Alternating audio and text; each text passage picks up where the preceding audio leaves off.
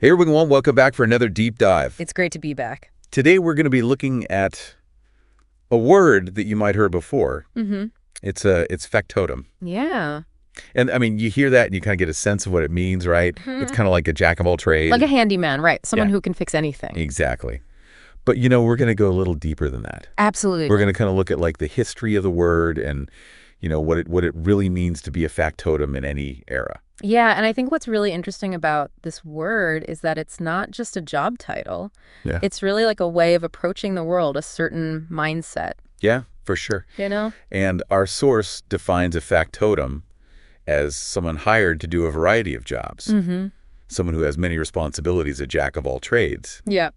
But it kind of makes you wonder, Yeah. what kind of person really thrives as a factotum? Mm-hmm. Is it just adaptability? Is it, it's a great question. A thirst for diverse challenges or even a little bit of restlessness. I mean, it definitely takes a certain personality type to juggle all those roles, right? To be good at everything. Yeah.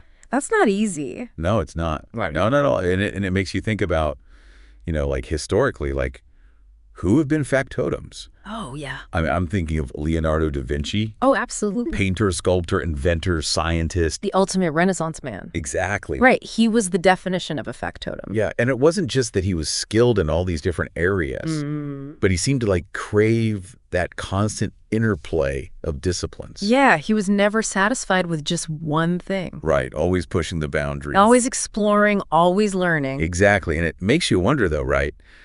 Like, could his pursuit of all of these different things, all these different areas of expertise, could that have come at the expense of like being a true master in any one of them? That's a really interesting question, right? Because we often think about specialization as the key to success. Yeah. But maybe there's something to be said for being a generalist, for having a broad range of skills. Right. And it kind of challenges like the whole modern emphasis on like you have to find your niche and you have to Absolutely. like drill down. Yeah, you have to be the expert in one very specific thing. Yeah. But maybe there's more to life than that. Mm-hmm. For sure. And historically, the role of the factotum was very much tied to service. Oh, absolutely. To being like an indispensable right hand. The person you could always count on to get things done. Yeah, like think about, the stewards who were managing these huge estates. Yeah.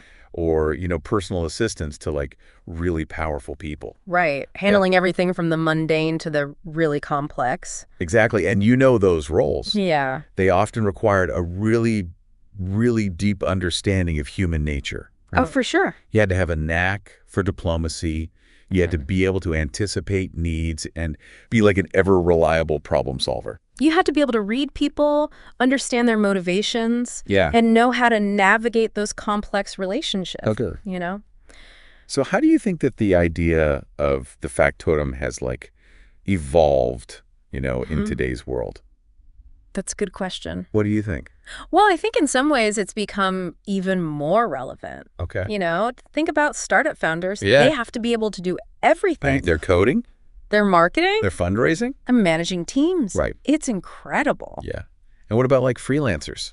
Oh, yeah. Freelancers are the ultimate factotums. They're doing everything. They're writing, they're designing, they're managing social media, they're doing it all. Yeah. And it's not just those roles, Yeah. right? I mean, you think about like project managers, Oh, yeah, for sure. event planners, like even people who just manage really busy households. Absolutely. It's all about being able to orchestrate Yeah. all these different tasks. And work with all sorts of different personalities. Yeah. It's a real skill. Yeah, so it seems like even though the historical context has changed, like the core of the factotum, that resourceful adaptability Yep. is still super relevant. If not more so. Right. Yeah. Because the world is just getting more and more complex. And Yeah. the ability to adapt is essential. So what do you think? Is there still a place for the factotum in today's world? I absolutely think so. Okay. I think in a world that's increasingly pushing us towards specialization, being a factotum, being able to wear many hats can actually be a huge advantage. Right. It makes you more adaptable, more resilient. Yeah. And frankly, I think it makes life more interesting, That's a good point. right? Who wants to do just one thing their whole life? Exactly. And that is a fantastic thought to leave our listeners with today.